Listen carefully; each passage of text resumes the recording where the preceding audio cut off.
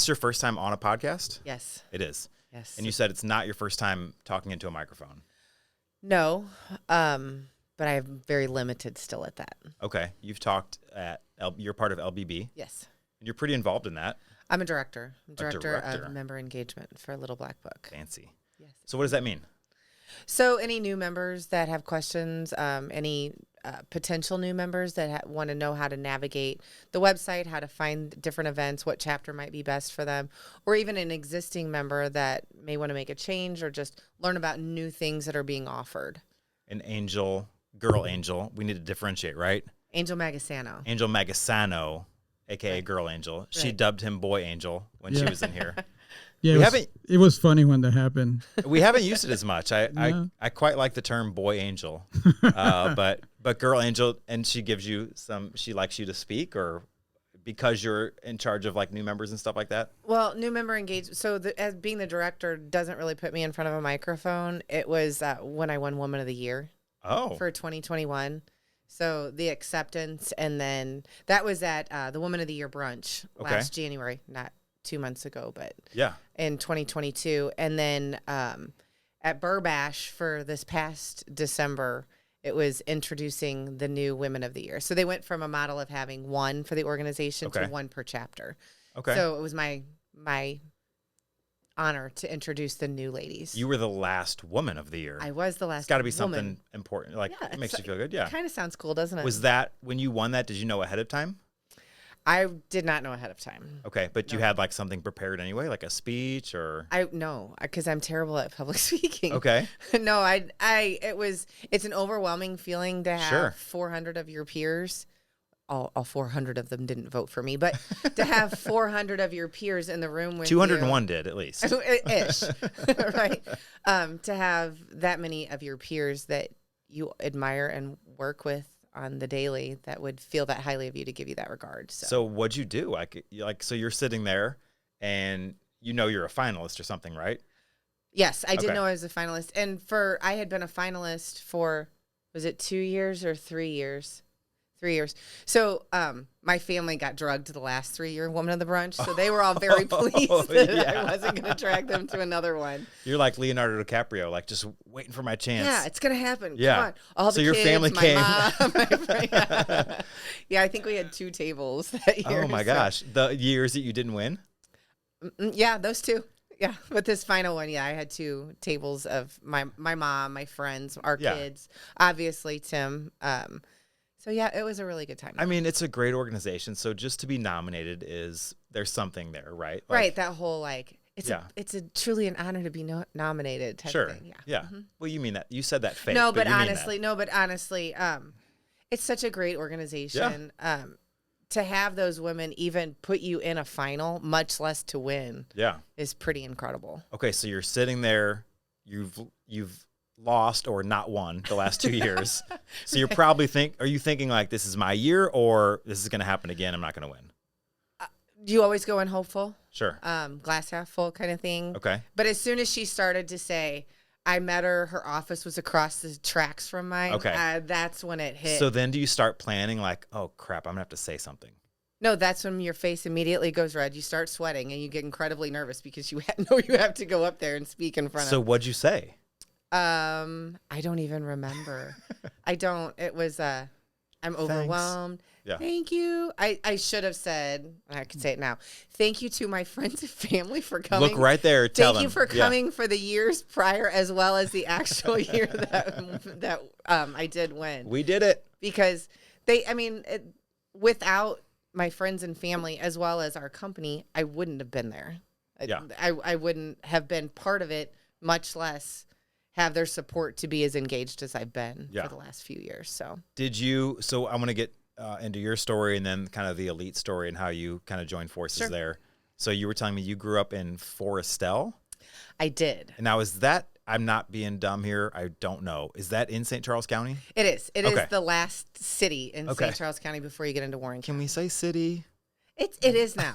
So when I was growing up, if you said I live in Forestell, everybody thought, oh, there's a truck stop. Yeah. There's a lot more in Forestell than a truck stop. There's sounds country. Forestell. Like it sounds like it should be just in the middle of nowhere. Well, right? Yeah. Yeah. Okay, but there's a bank. There is now, and Highway 70 runs right through the middle of Forestall. Okay.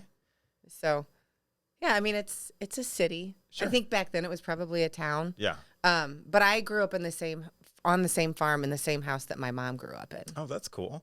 So. And is that house still in the family? Is it? It has since been sold. It is still there. It was built in like the early 1900s, so it was a 2-story red brick home. That fortunately, when she sold it, they did additional updates to it, and there's a family living there, which is kind of weird, when you go and see your child at home and it doesn't belong to you anymore. But do you drive by? Like, is it on a route to anything? Or? No, not really. It's not on a route that we would take to go home or to anything. And now you're in New Melly. We are. And I'm going to ask the same dumb question. Is that in St. Charles County? It is. It is. Okay. All right. It is actually. Yes. Is that before? So is that east of Forestall? It is south of Wentzville. South of Wentzville. Okay. And just east of Forestall. Okay. North of Augusta. Everybody knows where Augusta is right now that Hoffman's buying. Well, yeah, and there's like breweries there, and you can like camp there and stuff. So you know where that one's at. So there's no brewery in Forestall. Well, not yet. Not yet. Maybe one day. We'll talk to Dan. How do I get to New Melly? Take Highway 70 west to Wentzville, Highway Z or Church Street. Okay. Go south on Highway Z and go ahead and comment on this and make fun of me. I'm sure there's tons of like New Melly listeners. I just don't know. I know New Melly water. That's like a drink, right? It's like a well water. Mm-hmm. Well water. Yes. And tell me about that. I'm gonna get it wrong. Tim, we keep looking at Tim for reference here. Do I give them all the secrets? Oh, is there a secret? So is it like it's like ranch water or no? Oh God, no! It's way better than ranch water. No. Ranch water. It's a 2-liter squirt, a 2-liter of Sprite, and then is it a half gallon of gin that you put in it? Sure. A fifth of gin. To taste. Gin never tastes good, so don't do that. That is true. Now, Squirt, for my listeners that aren't familiar with Squirt, that is a soda. It is. They consider it a grapefruit flavored soda. It's like a Fresca? Kinda, yeah. Okay. Yeah, and then lemons and limes. But the trick is you've got to chill your ingredients before you put them in, or the water, the ice will water it down. Otherwise, they're angry, and then it's no good. Yeah. Okay. Then it truly tastes like well water. I think we called those gin buckets. Have you heard of that? Mm-hmm. Okay. Yes. Is there powdered sugar at any stage? Have you heard of that? No. No. Okay. No. Makes everything better, doesn't it? Powdered sugar. I wouldn't do that. Sounds disgusting. Okay. I don't know if powdered sugar would powdered sugar dissolve in liquid. I don't know. We made these in college, and it's foggy. All college is foggy. Yeah, that 4.5 years is a little foggy. No. Well, if you drink enough well water, the rest of the day will be foggy too. That's true. Okay. So well water is basically New Melly's version of a gin the bucket. Drink. Right. Would you say that's what New Melly is most known for? You tell me. I would say yes. Okay. Yeah. I mean, New Melly is a very small community. Yeah. There are a lot of people that do a lot of good things in New Melly, but as far as the population, it's pretty small. I don't even think there's a mail route for New Melly. If you live in New Melly and you say you live in New Melly, you probably have a Wentzville mailing address. Oh, okay. So it's just on the You get mail delivered to your house. We do, yes. Okay. Yes, but it's not a New Melly zip code. Gotcha. Okay. They're just like, we're just going to call this Wentzville until y'all get a stoplight. And then right. Then we'll make it. Yeah, churches and bars, that doesn't make you got to get a stoplight. Does Uber drive out there? Like you can get. I think they call it Uber in New Melly. I don't think they would readily come pick us up out there. You have to like drive to somewhere to get picked up. No, you have your kid to drive you. Oh man, we're not there yet. Do you guys remember? Speaking of when Uber was not in St. Charles, what a weird time. Do you guys remember that? Oh yeah. Yeah, because there's still not much public transportation. There's no buses. We keep turning that down. But I remember because as we discussed, I live in the city of St. Charles. But I remember having to drive. We would drive across the river to like a hotel in Earth City to be picked up because Uber wouldn't pick you up in St. Charles County. They could drop you off. Like if you were coming from wherever, they could drop you off, but they couldn't pick you up. So a bunch of times we had driven to Earth City, get picked up by Uber, do the thing, and then come back home. And so that wasn't that long ago, 5-6 years ago, something like that. Yeah. We typically only use Uber when we travel. You almost said Uber. Uber's at home. Uber when we travel. Uber is like, you come pick me up. Yeah. Yeah. Exactly. Yeah. You need to be sober enough to drive yourself. Okay. New Melly. And all right, so we were talking about a little bit about your career. So you are like a lifelong St. Charles County resident. Yeah. There was a period of time that I did live in St. Louis County, but I couldn't get back. Trying to block that out. Yeah. Yeah. Yeah. I mean, a lot of us, I'm a St. Louis County transplant, like a lot of people, but I think once you kind of are out here, you're like, oh yeah, this is. Yeah, I love where we live. Yeah. And like where we live is just perfect for me personally. What do you love about it? And just about, we can be anything where we want to be personally within about 5 minutes, whether it's one of our friends' homes or the neighborhood bar or. What is the neighborhood bar in New Melly?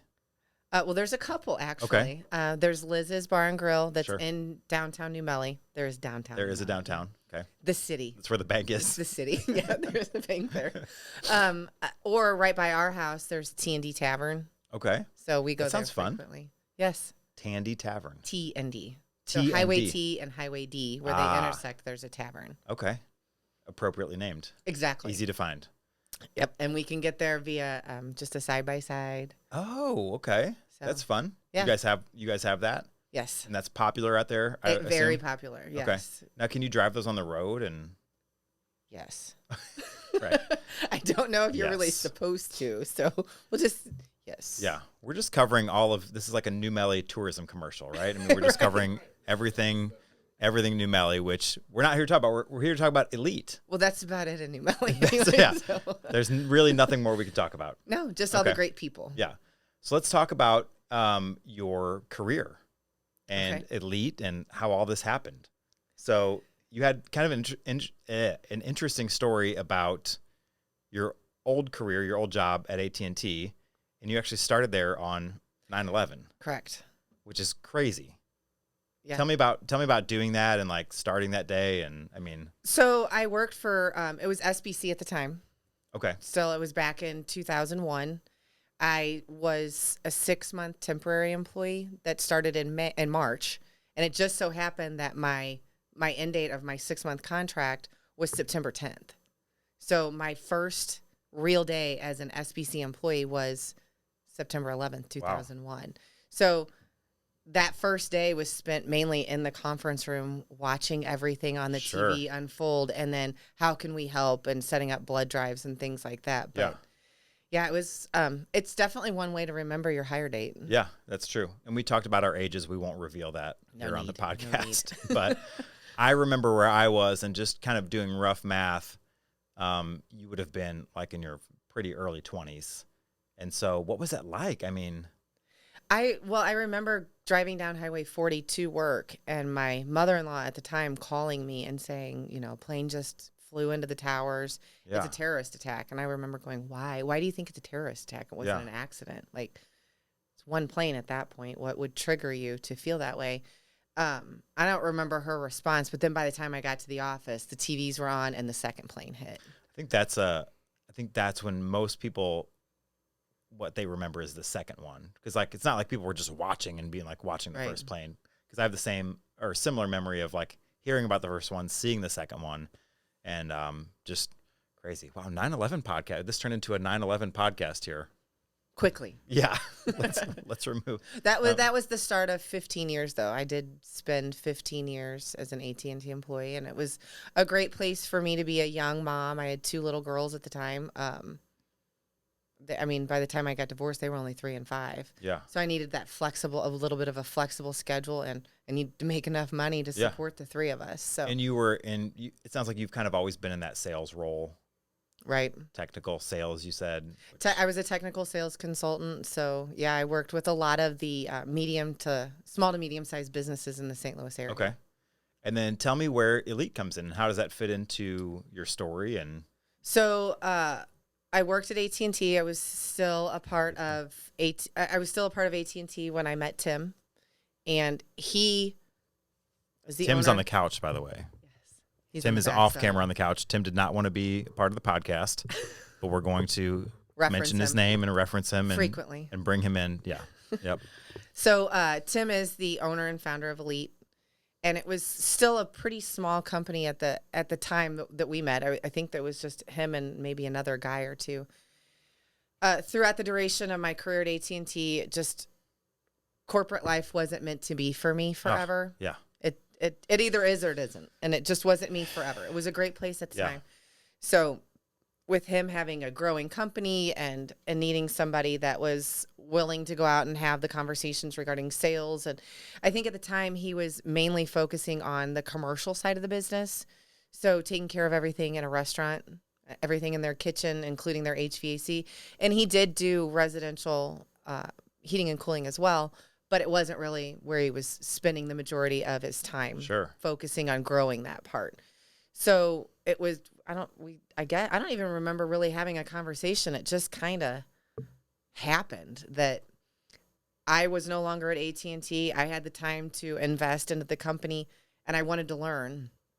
So he took a leap of faith, and I came in and started helping with dispatch and a little bit of like filing and things like that before I went to a training class to learn more about what I'm actually talking, if I can know what I'm talking about. Heating and cooling and BTUs and tonnage and how to get measurements and what all of it means. Yeah. Let's talk about that, because you're saying a lot of stuff that I don't understand, and that I've heard those words. I have an air conditioner at home, obviously, right? I have a furnace. Right. But I've heard those words, tonnage and BTUs. What does that stuff mean? What is that? So when your contractor or when your architect designed your home, it was, they did all the blueprints, all the plans, all that stuff, right? They probably didn't have HVAC when they, I don't know, how old does this stuff go? Like, how does that date back to? Mid 1900s. Okay. So maybe we did. Like 1930 well, at any house. rate, though. Yeah. At any rate. Even in your home, they would have taken the plans from your home and given them to a mechanical contractor, such as Elite. They run a load calc to determine how many BTUs of heating and cooling it would need to maintain your temperature in your home on a hot day.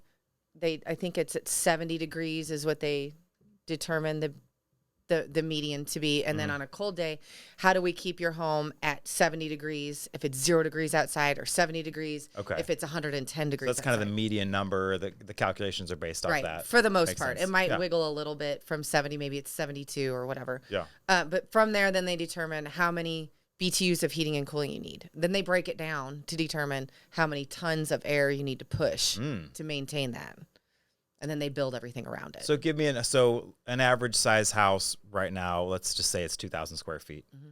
How many tons of air do you need?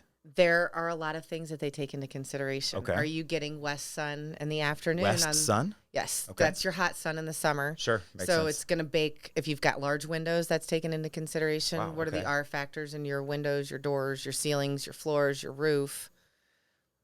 There's so many different things that they plug in when they run those load calcs that just saying it's a 2,000 square foot home. Is it 2 stories at 1 story? Is it a split level? Have you upgraded your windows, your doors? Yeah. Your insulation? I feel very, I hear you, because my day job as an insurance agent, it's the same thing where people are like, well, I drive a 2016 Corolla. What's the price on it?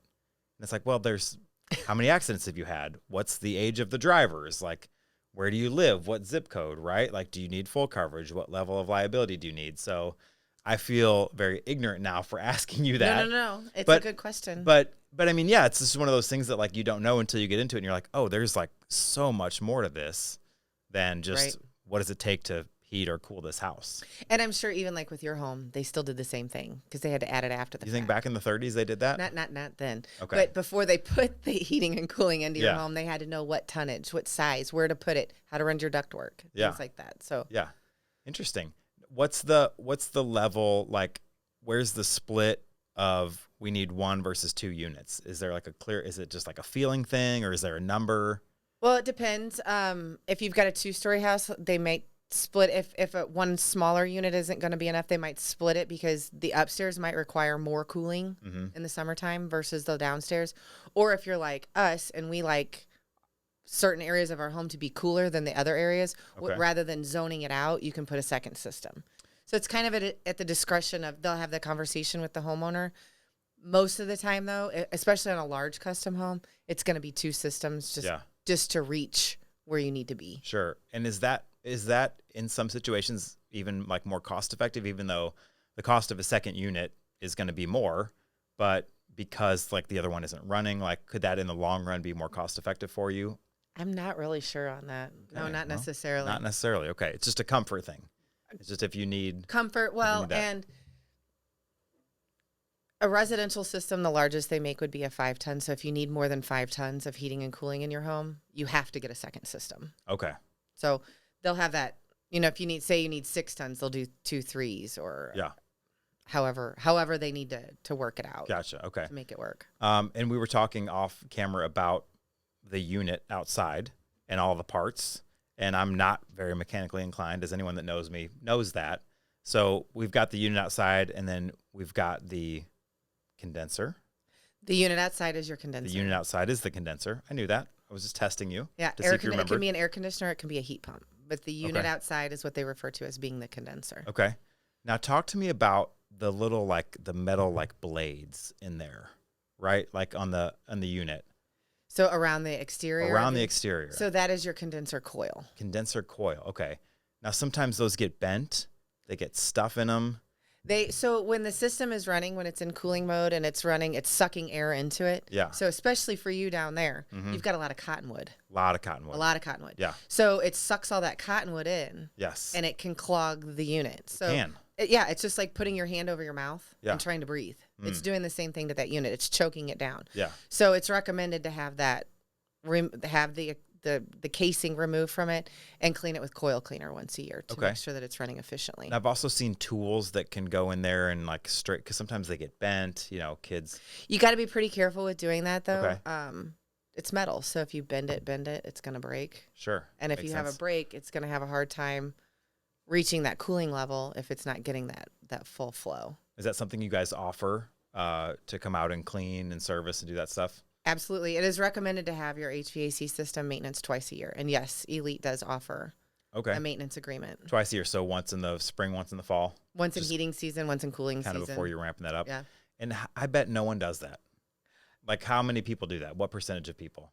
Oh, Manny's raising his hand. You do or you don't? Good. You're a good boy over there. Good. I'm glad to hear that. I don't know. I would think the number is not as high as it should be. It keeps your utility bills down. It keeps you more comfortable in your home. It extends the life of the equipment. Yeah. Tell your insurance agent that you're having it done. Sure. They'll love to hear it too, right? Yeah.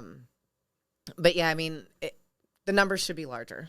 It makes so much sense, and I think it's just one of those things that people don't think about. Right. It's like you turn it on and it works, and kind of like getting in your car and starting it. Yeah. But if you don't change the oil and rotate the tires, eventually it's not going to run either. Wait, you got to do that too? Do y'all do that? No, we don't do that. But we can tell you who does. We can help you with that. Okay, so spring, fall maintenance. Something was interesting that you said, and maybe we'll need to refer. Is Tim off his phone back there? He's back there. I'm gonna give Tim trouble. You mentioned that when you started with Elite, that they were mostly doing commercial. Mm-hmm.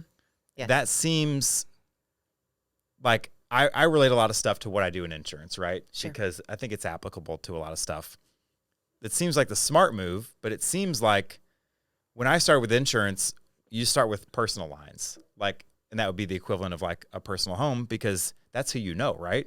Like I can get my mom, my friend, my sister, my cousin, I can get all them to sign up or switch their personal lines insurance to me. I don't know that many business owners.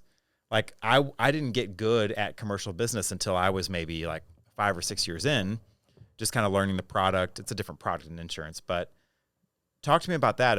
It just seems like the natural route would just be to use like personal people first. You can shout if you want, and we'll relay it. Tim's background is in commercial. Okay. So, go ahead.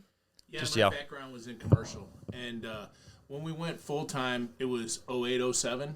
Okay. So it was a downturn. Sure. And a commercial guy can do residential, no problem. 08, 07, it was kind of, work was thin. Yeah. And I could do it, so I started, running service on it and doing all that kind of stuff. And, it got more and more. And the good thing about residential is typically you get paid that day. Yeah. commercial, you wait 30 days or 45 days or however. So it was just a source of revenue we never let go of. And then when Katie came on and did the sales part of it that I didn't know anything about, and we became a partner with Lennox, and then they kind of, kept us in that direction. Yeah, I told you we'd get them on. All right, so that makes total sense. And for the viewers that were too young, 07, 08 was, of course, the market crash, and people were losing their jobs and losing their homes and probably couldn't afford. Not that it's a luxury. I mean, it's something that needs to happen, but if it's not something that people normally do, it's something that people can put off. Right. But those businesses need to stay in business and need to keep their stuff running. So right. That makes sense. It's the backwards way that I would think about it, but it's probably better. Like you said, commercial pays more. It was survival mode. Yeah. You just kind of had to do whatever right. you could do. And so you come on and start blowing up the personal lines and I say personal lines, sorry, insurance. No, you're right. So yeah, that was initially my first thing was to grow the residential side of the business. Okay. So in order to do that, Tim realized I needed some training. Yeah. To know what I was talking about. So now you know about tonnage. I'm most of the time. Yeah. Tell me, you told me a couple stories, part of a story, but tell me something funny or crazy where you had to come out and maybe someone's unit wasn't working or it wasn't cool enough, or, there's always the things of you need it replaced, but there has to be something where it's like, oh, it was unplugged. I mean, I know it's not plugged in. Our guys run into stuff all the time. I mean, they might take the cover off of your air conditioner outside and they found snakes alive. Another reason I'm not a tech. There's a long. We all mitigate that.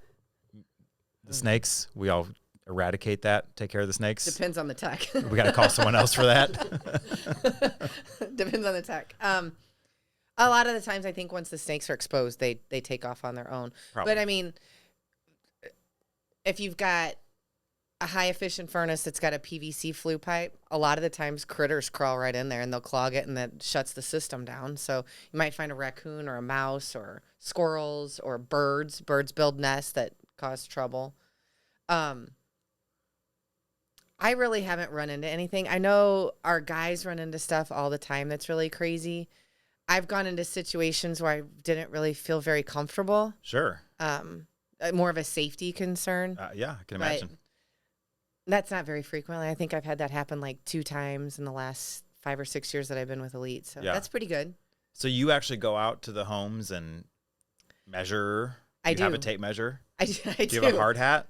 You don't need a hard hat, probably. I do have a hard hat, but I really don't need that. I don't go on many new construction sites. Yeah. Mine's a pink hard hat anyway. Of course. So I would, stick out.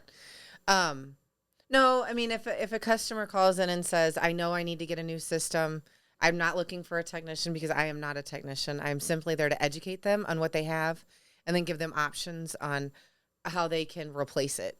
I work with them through pricing, installation, rebates, warranty registration, and then I'm still there after the fact. So I try to make it as easy as I can, realizing that, there was a time I didn't know much about this. Sure. And I feel like a lot of women especially get overwhelmed with it because they have a tendency to get taken advantage of more. Sure. So I try to remain patient, and really my job is to educate them. This is what I'm finding. This is what I see. Or I'll have the conversation if a technician did go out there and they said, it really needs to be replaced. It's 35 years old or whatever the case might be. Yeah. Then I try to have that conversation, especially if it is a woman, because I feel like there's a trust factor as well. And because I'm not a technician, I can speak on different terms. I don't know those high level words to use all the time. So. What is the life expectancy of a unit? It kind of differs. A lot of it has to do with the installation. If you had a really good installation, a furnace could last 15 to 25 years. Is that safe to say? Air conditioner, even with a really good installation, they just don't make them like they used to. Sure. 15 years. If you get 15 years out of your air conditioner and coil, you're done pretty good. And the industry is forcing to change, or the government is forcing the industry to change refrigerant every 5 years or so. So just as it's more environmentally friendly. Okay. I think for most people out there, Manny obviously is a pro getting his units serviced all the time, but I think for most people out there, you turn it on, it blows cold air. You turn it on, it blows hot air. Right. And that's, if it works, we're good. And, you don't think about it. And that's it. Right. Yeah. So what are some things to look for? Maybe some tips or tricks that could either extend the life or just make it last longer, or I guess that's the same thing. So first tip is have a professional perform biannual maintenance on your system, for sure. Check and or change your filter at least once a month. The filter in the furnace. Correct. Yeah. Once a month? I do a post on the first business day of every month. I do a live video reminding everyone to check and or change their filter. Basically, checking it is pull the filter out, hold it up to the light. If you can see clearly the light through it, then you're probably fine. Okay. If it looks gunky at all, the filter is the easiest and the cheapest thing that a homeowner can do like $12 to maintain or $15, right? Right. Yeah. Just change it. Just change your filter. It's right. You'd be surprised. You'd be really surprised how many people. It doesn't happen terribly frequently, but we've gone out before and a brand new system we put in. It's 2 years and now it doesn't work. They've never changed their filter, and then they're super upset when our guy has to disassemble the blower to pull the filter from it, and it's $200 for the work that we've done to change their filter. Ugh. When they could have just gone to Walmart or Amazon and gotten that thing. Yeah. We're in most environments, if you live in a subdivision type home, you can probably get away with changing it every 3 months, but I do suggest checking it every month. Now, why subdivision? What is that? If you live out in a rural community like where we live, you've got a lot more dust with fields and gravel and things like that. So you just have more stuff that's being stirred up, and hopefully your filter's catching it. That's the point, is that it's not flying through your home. So now, what about, I've heard this, and it almost sounds like an old wives' tale. My mom used to tell me this, and I think still does. Mom, if you're listening, we're gonna get the truth here. Uh-oh. You always have those people that turn it down, let's say, during the day when they're not home or whatever, right? They turn it down in the winter to where the heat's not running all day. But then I've heard that to get it back up is more work, and it's harder on the unit, and it's more money to just leave it running at that temperature. Well, it depends. If you're adjusting it down 5 or 6 degrees, say in furnace season, it's going to take it a while to catch back up. If you're doing it a degree or two, it really shouldn't make that big of a difference on the system. And honestly, it's not going to make that big of a difference on your utility bill. Okay. If you're looking to, my opinion, and Tim can correct me, turn your fan on. It'll keep your house at a more consistent temperature anyway. Okay. It's not going to affect your utility bill. But then you can typically also adjust your thermostat down in furnace season a degree or two because it's keeping it more constant.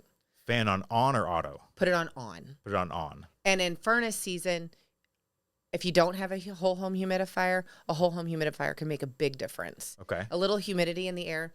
You know how they always say it's a dry heat in Arizona. It's still hot, right? It's still, I can't, yeah. But in St. Louis, when you've got that humidity, it might be 85, but it's humid, so it feels sticky. Hotter. So consider that in the wintertime, right? If you have a little more humidity in your home, which you need for your skin, your sinuses, your allergies, all the things that your hardwood floors need that additional humidity. So a little bit of additional humidity, and you can crank your heat down a little bit. So a whole home humidifier. Yes. Okay. And what is that? I don't know what that is. It's installed on your ductwork and on your furnace. Okay. I've heard Mandy, do you want to come on and join on the podcast? I mean, I've heard of them. Okay. This is like a dream for you to get a whole. My wife would love this podcast. 'Cause we definitely have not changed our filter every month, like you said. Well, follow a lead. I'll remind you on the first of every month. I will. This guy, you get it serviced, but you don't change the filter? I'm not a very good homeowner. Okay. Okay, so the second tip with that, years, that I should have said is when you change your filter, date it. Because everybody will say, oh, I just changed my filter. Look at the date. Gotcha. Did you really just change it? Yeah. Or has it been 60, 90, 120 days? That's a really kind of genius, kind of like, I can't believe I didn't think of that idea. So because they're all mostly cardboard. Yeah, on the outside. They all have cardboard around the edges. So keep a case of the filters that you know fit your system, because that's the other thing. problem, right? I need to change it. Oh, I don't have one. I'll get it the next time I go to Home Depot, Lowe's, Walmart, whatever. Or my wife will order it on Amazon, and then you're like, what size is it? I don't remember. Yeah. I don't remember to get that. Yeah. So get a case or call Elite. We'll get you. We'll send you some filters, Manny. And then keep a Sharpie with it. That's a good idea. You guys do sell filters? Absolutely. Okay. Yeah, we can bring them out when we do your biannual maintenance. There you go. Do you guys service in Illinois? We're at in Illinois. Collinsville. Oh, we do commercial work over there. I don't see why we wouldn't. We're trying to get Manny over here. I know my wife wants to move over here. Does she really? So, Come on. To St. Charles County or just to St. Louis County or where? St. Charles County. Oh, good for your wife. She got a good head on her shoulders. Oh, yeah. She's all right. I knew I liked her. She's a smart lady. Yeah. Yeah, so that's another question I ask you is like service areas. So you're all over, right? So our office is located in Wentzville. We take care of all of St. Charles County, Lincoln County, Franklin County, St. Louis County, a little bit down into Jefferson County, and we do cross over into Illinois. We've got some businesses that we do work with over there, but we also have a few residentials that we work with. So we've got a technician that lives downtown. It's no further for him to go to Collinsville than if he were to take a call in Warrenton. Right. Yeah. Yeah. I'm sure he'd love to take Collinsville. Yeah. Okay. So let's talk about St. Charles real quick. Sure. You lifelong resident. We've mentioned that. Love it. Tim, lifelong resident. Yes, sir. He's a New Valley, born and raised. Never lived anywhere but. Really? My grandparents came out there in 46. Your grandparents came to New Melly in 46. Yes. What the hell was in New Melly in 1946 that made His them say grandparents. we want to stop and settle here? This looks like a good spot. T&D wasn't there. I know that. No. Ground. Okay. Wanted a family farm. Yeah. Where'd they move from? My grandma was from Wentzville, and my grandpa was from St. Paul. Okay. And then they moved down on the state streets, and he worked at a place called, I want to say Malincrot, or he worked down there, and then my dad was born on Nebraska Street. Oh, wow. So then same streets that you would later advise Katie not to go onto. Correct. She doesn't do change outs on state streets.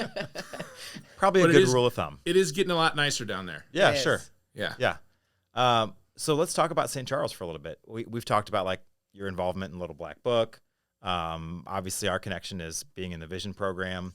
Why St. Charles? I mean, I know you were born here, but like, why do you stay here? Why do you what is it about St. Charles? I think you could look at there are a lot of different reasons. We have great schools. Our police department is solid behind us. We are it's a safe community. We've got 5 kids. We wanted our kids to grow up in a safe environment. And there's always going to be an anomaly, right? There's always going to be something that wrecks that makes you feel like it's not a great place. But I don't know. I've never lived anywhere but here. And I was raised here. My kids have been raised here. I just really can't imagine living anywhere but here.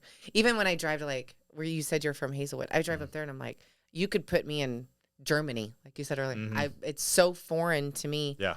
I mean, I go there for work, and when I worked for AT&T, I was all over the city. But I'm a creature of habit. I go where I'm comfortable. Yeah.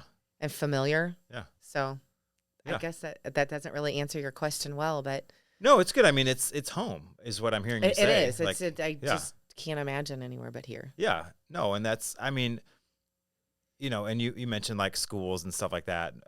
I'm sure there's a lot of other like subconscious reasons that it is that way, but it just is home. It is. And that's all it is. Right. Let's do a little rapid fire. Uh-oh. Are you ready? We'll try. What's your favorite place to eat in St. Charles County? The Brass Rail. The Brass Rail. Okay. What do you eat there? Do you have a go-to, or do you get something different every time? They have a lot of great things, but I love their wings. Okay. They have smoked wings. Smoked wings. What kind of dip and sauce you like? Ranch. Ranch? Plain old ranch. Makes sense. All right. Best best date night. You guys that have a wouldn't be in go-to? St. Charles County. That would be at a Cardinal game. Okay. Big Cardinals fans? Yeah. Opening day. Eric? And And we're going to go next Thursday down to spring training. Oh, nice. Yeah, Eric mentioned we have a mutual friend. We have a lot of mutual friends, but yes. We have a mutual friend in Eric, and we were texting earlier when Eric was at my office, and he said to tell you guys hi. and he said he's amazing. He said he is amazing. You know, Eric doesn't watch my podcast, which is fine. I'll send it to him. Yeah, it's fine. But it's funny because the first couple times I met Eric, always fun. Drank a couple beers and talked, and he was so nice. And I'm thinking, like, what's this guy want? What's this guy want from me? Right? You ever met someone like that where it's like they're just so nice? He's you just feel like so nice, and like got to be an ulterior motive. 100%. And like the third or fourth or fifth time, I'm like, oh, he's just like a really nice guy. Like, F me for thinking, you know, there's some sort of like other thing he wants or whatever, but he's just a super nice guy and a hell of a cook. Yeah, he is. Hell of a cook. The first time I met him, he was doing a cooking class. At Deerberg's, at right? Deerberg's. Mm-hmm. Yeah. Yeah. He, I don't think we got into this, but something that grew our friendship is I love food and Eric loves to cook. It's really a perfect kind of relationship. And we live close enough to each other that he'll be like, awesome. Hey, I made jambalaya. Come over and grab it. I made this. Come over and get it. Or come over and eat. You know, we eat there sometimes too, but sometimes it's just like, hey, I made this. It's on the porch. Come grab it. Like, go to his house, get the thing, and maybe we need to live in St. Charles City. Or have Eric come out and we'll build a house farm. Maybe he needs to move to New Melly. He can come out and cook for you, maybe. Yeah, but he did mention that you guys love Cardinals baseball. He did. Yeah. Yeah, we've given him tickets before. Okay. And so is that just like growing up? Have you guys both always loved that? Did one of you get into it before the other? I think individually we both already loved it, but it was our first date too. Yeah. Ah. Can you tell me the date? Like the date on the calendar? May 16th, 2008. I remember because Did you know that, Tim? Yeah. Yeah. It was my dad's birthday. Okay. May 16th is my dad's birthday. That makes sense. So yeah. May 16th, so early season game. Who'd they play? Hang on. Ooh. Hang on. Nope. Don't know. I don't remember Okay. that. Did they win? We had a really good time. Yeah. Oh, apparently you did. A really good time. And have you guys been to spring training before? It sounds like maybe you have. We went to a game in Arizona for the Cactus League. But This is the first time going to Jupiter. We didn't see the Cardinals. This was 2021. So baseball hadn't been played for a while.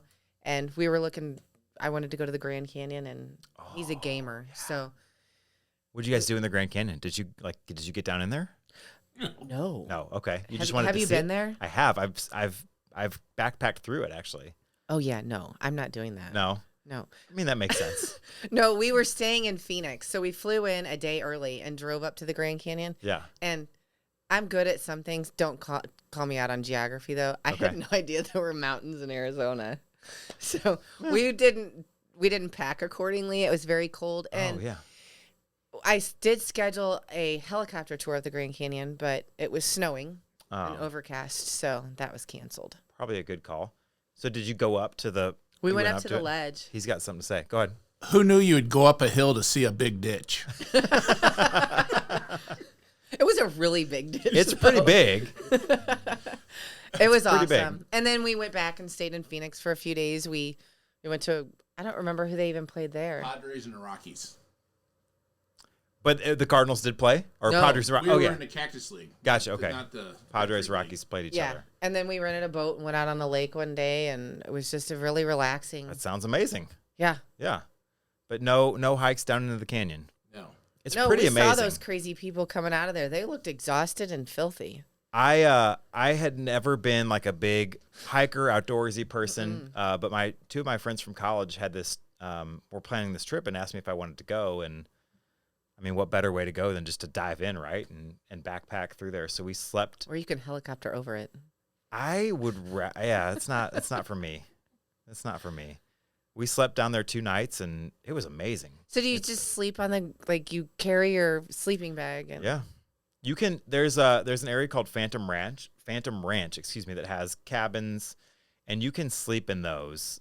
We did not do that. We slept in tents on the ground for 2 nights, and it's about 7 miles per day, which doesn't sound like a lot. That's a lot. Yeah, when you're descending and when you're ascending, it is a lot. And it's uneven. And it's all rocky and hot, and but it was beautiful. I'd like to do it with my kids one day. Yeah. It's not that, I mean, you could do it. I don't know. I'm pretty weak. You probably would complain the whole time. You do know me. But you could do it. You could do it. You could make it. I probably could. I just don't really think I want to. How did we get on the Grand Canyon date? We were talking about dates. Baseball. Okay. We were talking about baseball. We were talking about baseball. We went out to Arizona to see. Okay, we were talking about spring training game. Date nights, stuff like that. Okay, best happy hour in St. Charles. T&D.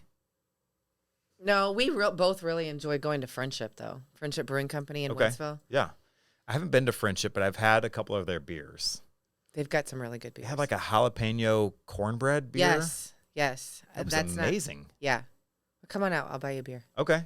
Do they have that all the time? Is that like a seasonal thing? Feel like that's a winter thing. Okay. But that makes sense. We can ask Brian later. Okay. All right. And they're opening a new one in Flint Hill too. So. Flint, that's another place that I just don't know anything about. Come on, let's go. Flint Hill. They have volleyball there somewhere. I know there's volleyball courts there. The sand pit or something like that. Sand pit. Yeah. Okay. Let's talk a little bit more about Elite. Give me some more. So we talked about your service area. We talked about tips and tricks. You guys have been around for, sounds like 15 plus years. Mm-hmm. Yeah. Right? He started in 2003. Okay. But then he went full time in 2008 and during the recession. Okay. Tim, what's your background? I graduated Rankin in 1993. You know what? In HVAC. I'm glad you said that because that brings up something else I wanted to talk about because I started following you guys on Facebook and a lot of the posts I've seen have been like, we're hiring. Come see us. You were at a maybe like a college fair or something pretty recently. We were at a job fair this morning at Rankin. Okay. And so I wanted to talk about that. I think it's so interesting because when I was in high school, and this is because I think you guys are some of the smartest people, but when I was in high school, the people that were in like shop and doing that stuff were the burnouts. I mean, it was people that weren't good at the other stuff. At math and things like that. Yeah. And I wasn't good at math, but it was, those people in those classes, it was like, I don't know. It was just like, that wasn't a thing. It wasn't even like an option. It wasn't a thing that I was even encouraged to check out or find. And now I look back, I'm 41, and like those guys are doing the best, like they've worked at the same place for 20 years. They have a solid retirement. They've never been out of work, maybe some hiccups in 07, 08, but for the most part, it's been very stable, very steady. Like talk about getting into this as a career and coming out of high school and going to a tech school or something like that. Do you want to take that? Well, my story is that when we were in high school and graduating high school, tech school was for, dummies. Yeah. I said burnouts. You said dummies. Everybody pushed everybody toward the 4-year degree. 4-year degree. Sure. And the counselors, I think, get a little bit of kickback on getting more kids to 4-year colleges. And, we're going to get into that. But we have so many friends that, they're our age and they still have student loans. Yeah. And they do jobs they don't like to do. Yeah. Or they're working in a job that doesn't support their degree. And you can make a very good living. You can have a very good living doing trades. So yeah. we don't just promote HVAC. I go and we promote trades. And we were at Wright City High School yesterday. Yeah, that's what I saw. Yep. So what does that look like for a kid coming out of high school, maybe that is interested in going? What is the career path essentially?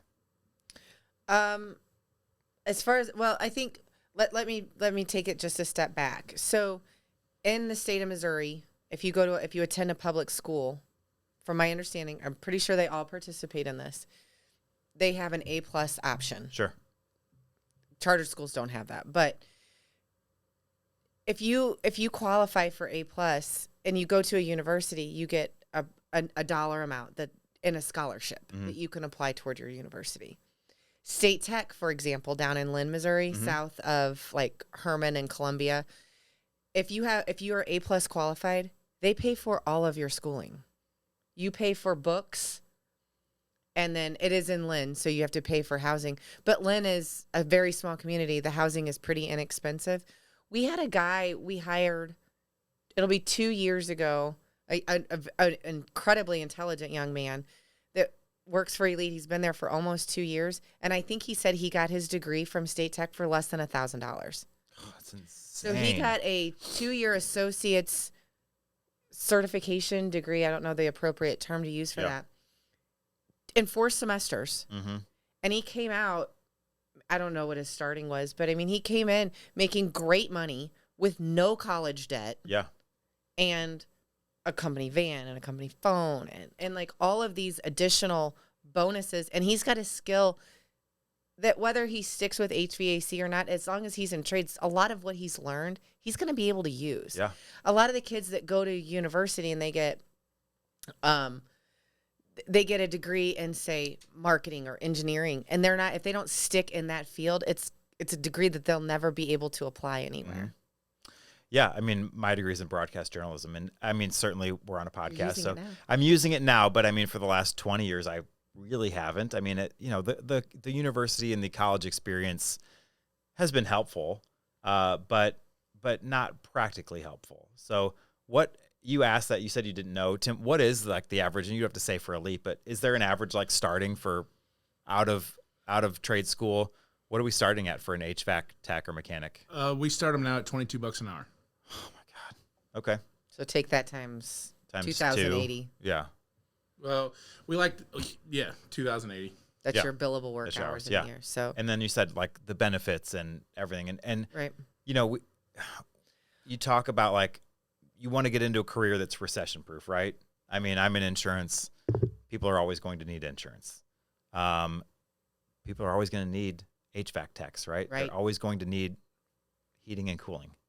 Always, because people are always going to live in houses.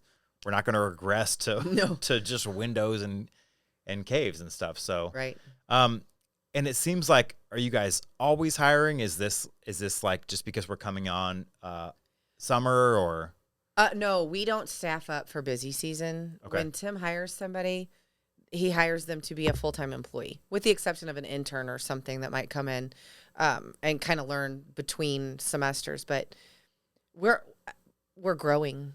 We're growing. We want to continue to grow, and to continue to grow, we need qualified people that want to work, and that can be very hard to find.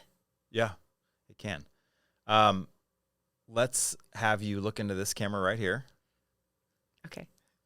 And tell me what makes elite. Elite is what it is because of the people that work for Elite. Everybody that works for Elite genuinely cares. Our technicians are not salespeople. If a technician comes to your home because you say that your air conditioner doesn't work, he's there to fix it. He's not there to sell you anything. It's just that. It's the people, in my opinion. Everything surrounds by standing behind what we do, what we believe in each other, we support each other. But it's ultimately it's Tim and the culture that he's created at Elite, in my opinion. I love it. And you guys are obviously great community partners. People know who you are. People can look you up or ask someone. And it seems like everyone, even Eric Stone, has a connection to you and has something great to say. So thanks so much for joining me. This is super interesting and informative, and I learned a lot of new words, which I'm excited about, and a lot of new tasks, right, Manny? We got work to do. Thanks so much. Thanks for having me.